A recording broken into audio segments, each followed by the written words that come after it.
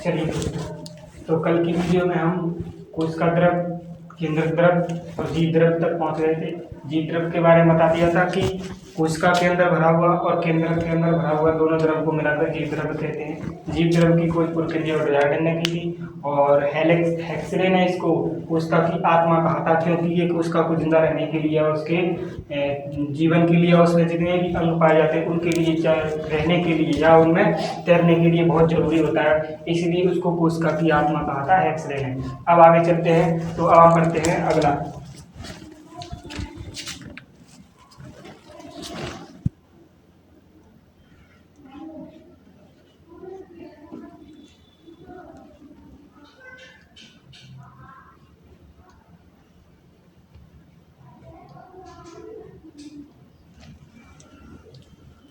अब पढ़ते हैं माइटोकॉन्ड्रिया। तो माइटोकॉन्ड्रिया आपको ये जो गोल लंबे वाले जो संरचना दिख रही है जिनमें कुछ टेढ़ी मेढ़ी लाइनें पड़ी हैं उसे माइटोकॉन्ड्रिया कहते हैं। माइटोकॉन्ड्रिया की खोज सबसे पहले अल्टमान ने और फ्लेमिंग ने की। खोज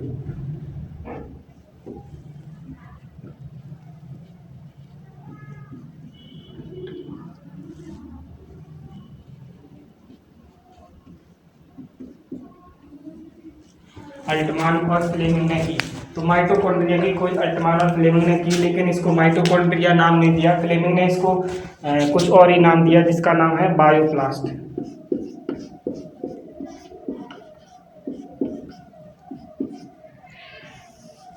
बायोप्लास्ट इसको फ्लेमिंग ने नाम दिया, लेकिन माइटोकॉन्ड्रिया जो नाम दिया है वो नाम दिया सीबेंडा। सीबेंडा ने इसको माइटोकॉन्ड्रिया नाम दिया, बल्कि उससे पहले फ्लेमिंग ने इसको बायोप्लास्ट का नाम दिया था। लेकिन अब ये माइटोकॉन्ड्रिया कोशिका के अंदर पाए जाते हैं। जो एक लंबी संरचना होती है उसमें कुछ टेढ़ी मेढ़ी लाइनें जो दिख रही हैं उनको मैट्रिक्स कहते हैं। तो अगर माइटोकॉन्ड्रिया की अगर अपन संरचना बना के देखें तो कुछ इस तरह से लंबी संरचना होती है। इसमें टेढ़ी जो लाइनें होती हैं ऐसी कुछ इस तरह से,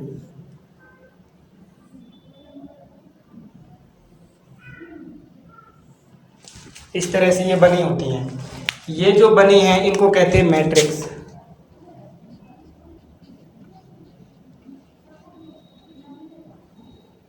और आंतरिक दीवारों में कुछ संरचनाएं भी होती हैं जो उंगली नुमा संरचनाएं होती हैं, इनको कहते हैं क्रिस्टी। आंतरिक दीवार, इसकी जो आंतरिक दीवारें होती हैं, अंदर की जो दीवारें होती हैं उसमें कुछ उंगली नुमा संरचनाएं भी होती हैं, उसको क्रिस्टी कहते हैं। और ये जो वलय दिख रहे हैं आपको इन्हें मैट्रिक्स कहते हैं। इसकी अगर बात करें कि ये कोशिका के अंदर काम क्या करता है, तो इसका कार्य होता है कोशिका के अंदर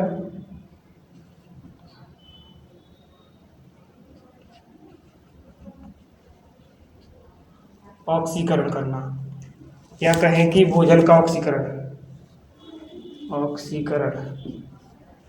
भोजन का ऑक्सीकरण, वो भी ग्लूकोज का ऑक्सीकरण की उपस्थिति में ग्लूकोज का विघटन करता है, जिससे ऊर्जा निर्माण भी करता है। ये ऊर्जा निर्माण।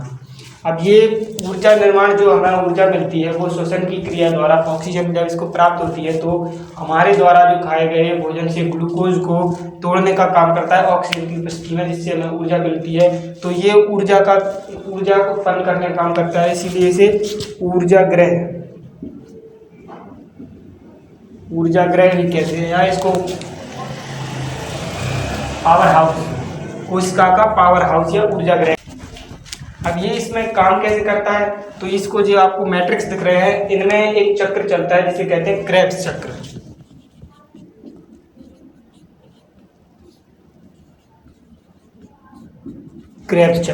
क्रेब्स चक्र जब इन वलय में चलता है तो उससे ऊर्जा का निर्माण होता है और भोजन का अपघटन करता है ऑक्सीजन की उपस्थिति में। क्रेब्स चक्र चलता कैसे है, जैसे मान लो अगर एक ग्लूकोज का अणु है, ये अगर ऑक्सीजन से इसको तोड़ा जाए क्रेब्स चक्र के द्वारा, तो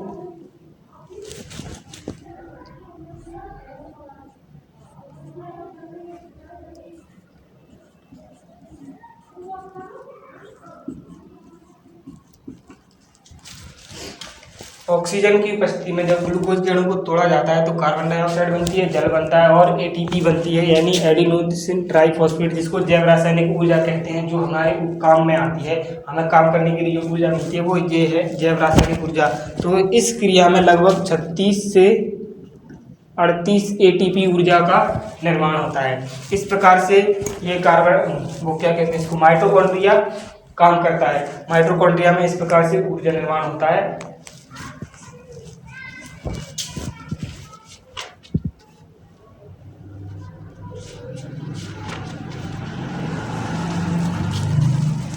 तो हम कह सकते हैं कि पूरा का पूरा एनर्जी जो हमें मिलती है, एनर्जी का स्रोत माइटोकॉन्ड्रिया होता है। कोशिका के अंदर शोषण करता है, भोजन का ऑक्सीकरण करता है और ऊर्जा निर्माण करता है। इस प्रकार से इसको पावर हाउस या ऊर्जा ग्रह कह सकते हैं, कहते ही हैं। और इसकी कोई अल्टमान और फ्लेमिंग ने, सीवेंडा ने इसको नाम दिया था माइटोकॉन्ड्रिया, नहीं तो फ्लेमिंग ने इसको बायोप्लास्ट कहा था, लेकिन सीवेंडा ने इसको माइटोकॉन्ड्रिया नाम दिया। कार्य इसका क्रेब्स चक्र द्वारा इसको ऊर्जा बनाना। तो ये हो गया माइटोकॉन्ड्रिया। अब आगे चल एंडोप्लाज्मिक रेटिकुलम, अंतःप्रद्रव्य जालिका। ये क्या होती है कि कोशिका के अंदर जो केंद्रक होता है बीच में, केंद्रक के बाहर जो आपको पट्टी नुमा संरचनाएं दिख रही हैं, ये जो नलका के जैसी पट्टियां होती हैं, इसी को अंतःप्रद्रव्य जालिका बोलते हैं, एंडोप्लाज्मिक रेटिकुलम। इसको शॉर्ट में ER लिखते हैं, ER। ये क्या काम करती है कि ये सबसे पहले तो ये पाई जाती है केंद्रक के चारों ओर। तो इसका मतलब ये केंद्रक के चारों ओर पाई जाती है, तो केंद्रक की भी सुरक्षा करती है। तो इसको केंद्रक का सुरक्षात्मक आवरण कह सकते हैं, केंद्रक का या केंद्रक की सुरक्षा का काम करती है जी। तो केंद्रक का सुरक्षात्मक आवरण हो गया। दूसरी बात, ये केंद्रक से लेकर पूरी कोशिका में फैली रहती है, पूरी कोशिका में फैली रहती है, तो कोशिका को आकार भी प्रदान करती है। तो कोशिका का ये आंतरिक तंत्र, आंतरिक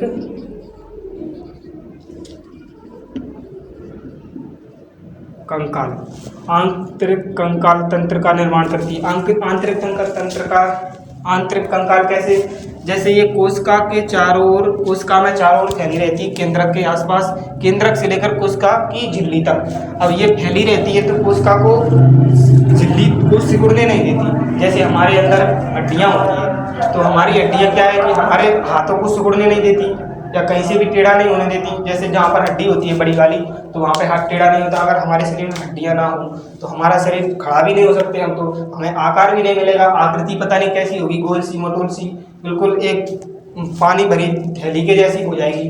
तो अगर हड्डियाँ नहीं होंगी, कंकाल तंत्र नहीं होगा, तो उस चीज़ को आकार नहीं मिलेगा। तो ये क्या काम करता है कि ये पूरी कोशिका में फैलकर कोशिका को आकार देता है, यानी ये कोशिका को गोल बनाता है। पादप कोशिका वो होती है जो चौकोर होती है, तो कोशिका को चौकोर आकार देता है, पादप को इसको गोल बनाता है। तो ये क्या काम करता है, आंतरिक कंकाल, कोशिका के अंदर का आंतरिक कंकाल। और क्या काम करता है, ये ना प्रोटीन,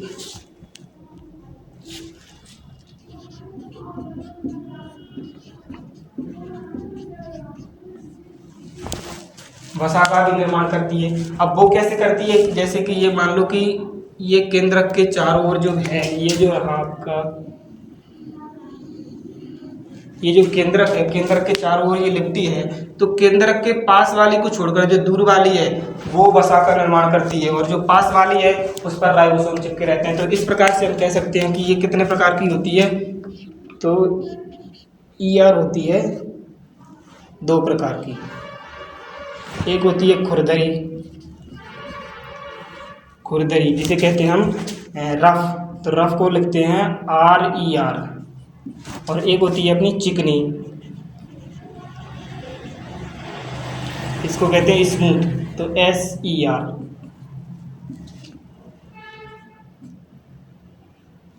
अब स्मूथ और रफ, ये खुरदरी और चिकनी कैसे होती है, तो खुरदरी और चिकनी ये राइबोसोम की वजह से होती है। केंद्रक में जो केंद्रका होती है उससे राइबोसोम बनते हैं। अब राइबोसोम बनते हैं तो केंद्रक से बाहर निकलते हैं, केंद्रक से बाहर निकलते ही एंडोप्लाज्मिक रेटिकुलम मिल जाती है। तो जब ये ER मिलती है तो ये वही उसी पर चिपक जाते हैं राइबोसोम। तो जहाँ पर राइबोसोम, ये काले काले डॉट आपको दिख रहे होंगे, काले काले जो राइबोसोम चिपके हैं वो केंद्रक के पास वाली पर चिपके हैं। केंद्रक के पास वाली जो है वो एंडोप्लाज्मिक रेटिकुलम पर राइबोसोम चिपक जाते हैं। अब किसी चीज़ पर अगर दाने गिर जाएंगे तो वो खुरदरी हो जाएगी, इसीलिए ये खुरदरी होती है। लेकिन जो दूर वाली है उस पर राइबोसोम नहीं चिपक पाते, क्योंकि जब तक बाहर आते हैं तब तक और बिखर जाते हैं, फिर छूट जाते हैं उससे। तो फिर जो बाहर वाली है उस पर राइबोसोम नहीं होते तो वो चिकनी रह जाती है, और जो चिकनी होती है वो वसा का निर्माण करती है, वसा का निर्माण करती है। चिकनी होती है वो वसा का निर्माण करती है। वैसे भी वसा या लिपिड चिकने ही होते हैं, इसीलिए ये कैसी होती है, चिकनी। और जो खुरदरी होती है इस पर राइबोसोम पाए जाते हैं। जो खुरदरी होती है उस पर राइबोसोम पाए जाते हैं, जो केंद्रक से निकल के आते हैं और उसी पर चिपक जाते हैं, इसलिए ये खुरदरी होती है। इस प्रकार से ये दो प्रकार की होती है, SER और RER। तो ये दो प्रकार की होती है। और ये SER वसा का निर्माण करती है, RER राइबोसोम होते हैं, तो राइबोसोम प्रोटीन का निर्माण करते हैं। तो ये प्रोटीन के निर्माण में सहायक होती है, प्रोटीन का निर्माण नहीं करती, केवल ये प्रोटीन के निर्माण में सहायक, और ये वसा का निर्माण करती है। तो इस प्रकार से दो प्रकार की होती है। और इसका काम क्या है, पूरी कोशिका को कंकाल तंत्र बनाना, और केंद्रक की सुरक्षा करना, और वसा का निर्माण करना, और राइबोसोम को रखना। तो ये हो गई अपनी एंडोप्लाज्मिक रेटिकुलम। कोशिका के अंदर जो भी सबसे छोटा अंग है वो राइबोसोम होता है, क्योंकि ये काले काले जो धब्बे आपको दिख रहे हैं वो राइबोसोम है। राइबोसोम से छोटा कुछ भी नहीं होता। राइबोसोम क्या करता है, तो ये राइबोसोम केंद्रक के अंदर जो केंद्रक उपस्थित होती है उससे राइबोसोम बनते हैं। राइबोसोम बन के ER पर चिपकते हैं, जैसे खुरदरी अंतःपैद्रव्य जाका कहते हैं, उससे भी छूट के ये केंद्रक कोशिका के द्रव में मिले रहते हैं, तैरते रहते हैं। राइबोसोम का काम क्या है, तो सबके इसका मुख्य कार्य है प्रोटीन निर्माण। इसका मुख्य कार्य है प्रोटीन निर्माण। हम जानते हैं कि प्रोटीन का जो निर्माण है वो RNA द्वारा होता है। RNA हम आगे पढ़ेंगे। RNA 3 प्रकार के होते हैं, mRNA, tRNA और rRNA। तो इसके अंदर जो होता है वो rRNA होता है। rRNA को कहते हैं राइबोसोमल RNA, rRNA। तो राइबोसोमल जो RNA होता है वही प्रोटीन का निर्माण करता है। तो इसके अंदर जो प्रोटीन का निर्माण करता है वो RNA से होता है। तो राइबोसोम ही प्रोटीन का निर्माण करता है। ठीक है, इसकी खोज की अगर बात करें तो सबसे पहले इसकी खोज करी पैलाडे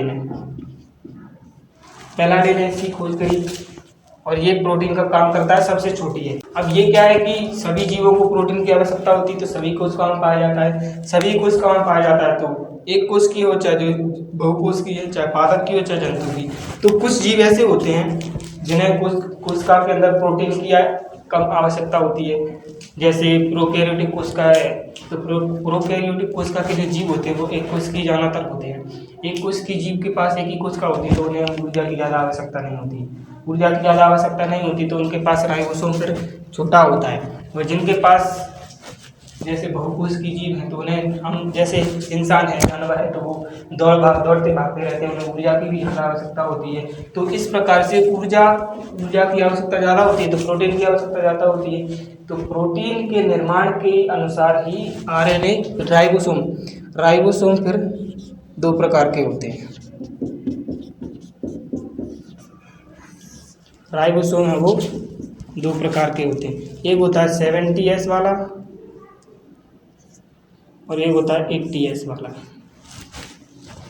अब देखिए, ये जो 70S वाला है ये कम प्रोटीन बनाता है, और जो 80S वाला है वो ज़्यादा प्रोटीन बनाता है। तो जिन जीवों को ज़्यादा प्रोटीन की आवश्यकता होती है उनकी कोशिकाओं में 80S वाला राइबोसोम होता है, और जिनकी कोशिकाओं में कम प्रोटीन की आवश्यकता होती है, या जिन जीवों को कम प्रोटीन चाहिए, ज़्यादा काम नहीं करते, एनर्जी कम चाहिए, तो उनमें 70S वाला राइबोसोम होता है। और 70S वाला राइबोसोम ज़्यादातर प्रोकैरियोटिक कोशिकाओं में ही हो जाता है, क्योंकि उन्हें ऊर्जा की आवश्यकता ज़्यादा नहीं होती। जानवर है, जीव जंतु है, पेड़ पौधे हैं, ये ज़्यादा की आवश्यकता होती है, क्योंकि ज़्यादा काम करते, दौड़ भागते रहते हैं। तो इनकी कोशिकाओं में राइबोसोम 80S प्रकार का होता है। इस प्रकार से राइबोसोम दो प्रकार के होते हैं।